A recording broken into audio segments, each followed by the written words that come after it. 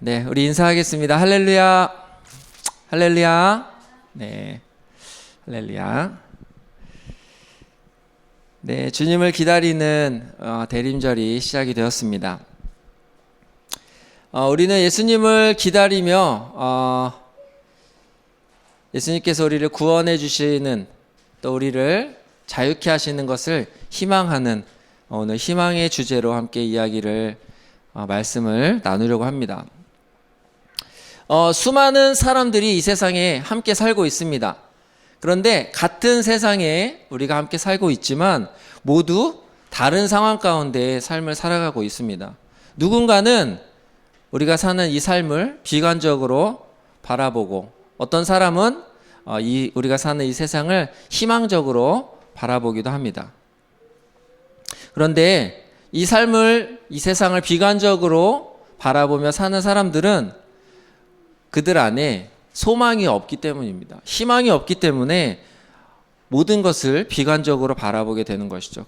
그래서 어두움 가운데, 절망 속에서 하루하루를 살아가게 됩니다. 희망 고문이라는 단어가 있습니다. 이 단어의 뜻은 어떻게 해도 그 결과가 절망적이기 때문에 작은 희망으로 오히려 더 괴롭게 되는 것을 뜻하는 단어입니다. 희망이 아예 없다면 그냥 포기하고 살면 될 텐데 그렇게 할 수 없는 것이죠. 인간의 어떤 심리가 조금이라도 어떤 가능성이 있다면 그것을 위해서 그것을 어떻게 해서 얻기 위해서 그렇게 조금 하나 희망을 가져보려는 게 사람의 심리입니다. 그래서 그런 절망의 순간, 절망의 상황들을 벗어나기를 원하는 것이 바로 사람의 심리이죠. 그래서 사람들은 이렇게 희망 고문을 하거나 받느니 차라리 희망 없이 살겠다. 네, 어떻게 보면 이런 것이 현대인들의 삶의 코드가 아닐까, 이런 생각도 해봅니다. 그런데 정말 우리에게 희망이 필요할까요? 이런 질문을 해보게 됩니다. 우리에게 그냥 우리의 삶을 그냥 있는 대로 살아가면 되지 않을까? 굳이 희망을 가지고 살아야 할까? 네, 이런 사람들에게 질문해 봅니다. 우리에게 정말 희망이 필요한가?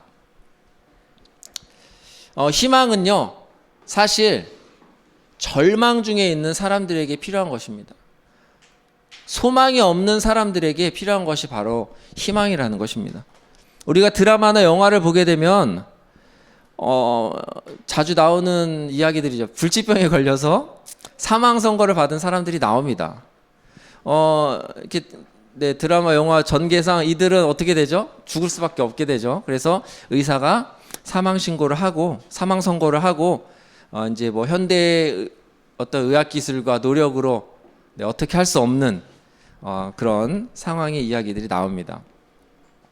그런데 우리가 봐야 할 것은 이들이 그냥 주어진 삶에서 그냥 죽음을 받아들이고 그냥 희망 없이 그냥 이렇게 살아가는 것, 이들에게 남은 것은 그냥 그대로 죽는 일 뿐인가? 이런 질문을 해보게 됩니다. 그냥 죽음을 받아들이고 그냥 삶을 포기하고 그냥 주저앉아야 하는가? 모든 것을 잃고 아무것도 없는 이들은 어떤 것을 해도, 어떤 사람이 와서 어떠한 긍정적인 말을 해도 삶을 이미 포기했기 때문에 더 이상의 어떤 미련이 없어요. 삶에 미련이 없기 때문에 이제 삶에 어떤 의미가 없죠. 모든 것을 포기했기 때문에. 그런데 역설적으로 이들이 가장 필요로 하는 것이 무엇이냐? 그것이 바로 소망, 희망이라는 것입니다. 의료진이 아무것도 해줄 수 없고 더 이상 그냥 아무 의미 없는 삶을 살아가는 이들에게 모든 것이 포기됐어요. 남은 것이 아무것도 없어요. 이 사람들에게 필요한 것이 바로 희망이라는 것입니다. 삶에 소망이 없는 사람들 뿐만 아니라 우리들 한 사람 한 사람에게도 희망이 필요합니다. 네, 오늘 함께 읽은 본문 예레미야는 희망을 선포하고 있습니다. 이 예레미야서는요, 52장까지 있는데 29장까지는 심판의 말씀을 하세요. 심판의 말씀을 전합니다. 그래서 하나님께 돌아오라고. 네. 이런 말씀을 합니다. 그러나 그 심판은 무조건적으로 너희를 멸망시키겠다, 너희를 파괴하겠다, 이런 하나님의 말씀이 아니라 돌아오라고 회복시키시려는 하나님의 그 마음이 그 말씀 가운데 들어있어요. 그래서 예레미야는 30장부터, 오늘은 33장을 읽었는데 30장부터 예레미야는 희망을 선포합니다. 회복을 전하는 메시지를 기록하고 있어요. 그래서 하나님은 하나님의 백성이 돌아오기를 원하십니다. 그리고 그 회복된 백성들에게 어떻게 행해야 될지 모르고 어떻게 살아가야 될지 모르는, 회복은 되었지만 어떻게 살아야 될지 모르는 그 백성들에게 왕으로 임하시기를 원하신다는 것입니다.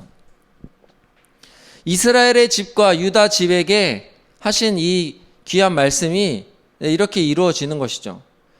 다윗에게서 난 가지의 공의의 가지, 다윗에게서 난 공의의 가지는 바로 우리를 구하러 이 땅에 오신 예수님이란 사실입니다. 그 예수님께서 정의와 공의를 마침내 실행하실 것을 오늘 말씀은 선포하고 있습니다. 하나님의 말씀은 반드시 성취가 됩니다. 예레미야도 선포했지만 예수님이 오시기 전에 이미 선포된 말씀이에요. 이렇게 내가 하겠다라는 이 말씀이 선포가 되고 하나님께서 하신 이 말씀이 예수 그리스도가 이 땅에 오심으로 성취가 됩니다. 하나님께서 말씀하신 것은 모두 성취가 된다는 것이요. 우리가 창세기를 맨 처음 읽으면 태초에 하나님께서 천지를 창조하시는 장면이 나옵니다. 이때도 하나님께서 말씀하셨어요. 그랬더니 그대로 되었어요. 말씀대로 그대로 이루어졌습니다. 오늘 말씀을 특별히 이스라엘의, 그 중에서 다윗의 집에, 그 중에서도 다윗에게 대하여 선한 말씀을 하신 장면입니다.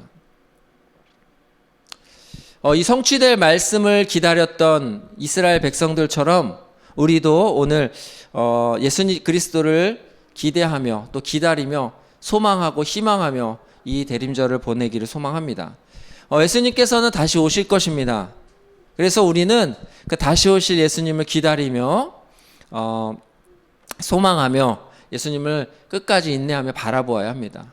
그런데 이것을 우리가 스스로 할 수가 없어요. 우리 스스로 예수님만 바라봐야지, 세상에 어떤 것도 다 필요 없어, 이렇게 되면 얼마나 좋겠어요. 그런데 우리의 삶이 그렇지 않다는 것이죠. 그래서 예수님께서 약속하신 보혜사 곧 성령님께서 우리를 늘 도와주실 것입니다. 성령님의 도움으로 우리는 예수님을 지속적으로 계속해서 바라볼 수 있게 되는 것입니다.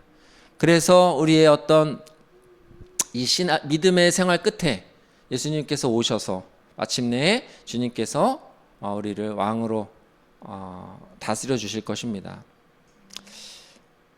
16절 말씀인데요. 우리 함께 한번 같이 읽었으면 좋겠습니다. 우리 마지막 절 말씀.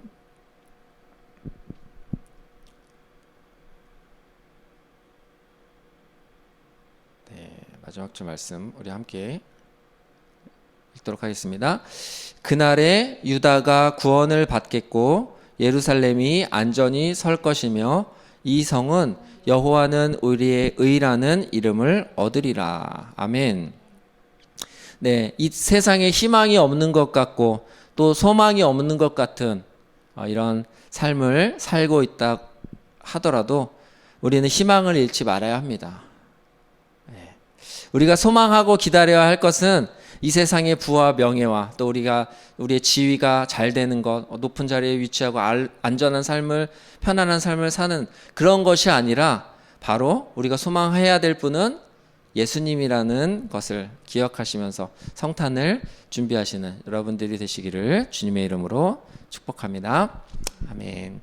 기도하겠습니다. 하나님 감사합니다. 이 땅에 오실 예수님을 우리가 기다리며 오늘도 함께 말씀을 나누었습니다. 우리에게 희망이 되시는 예수 그리스도를 우리가 의지하며 늘 예수 그리스도를 바라보며 살아가는 삶이 될 수 있도록 인도하여 주시고, 우리는 그렇게 하지 못할지라도 늘 중보하시고 우리를 가르치시고 인도하시는 그 성령님의 도우심으로 예수 그리스도를 더욱더 간절히 소망하며 기다리는 우리의 믿음들이 될 수 있도록 항상 성령님께서 인도하여 주시옵소서. 예수 그리스도의 이름으로 기도드립니다. 아멘.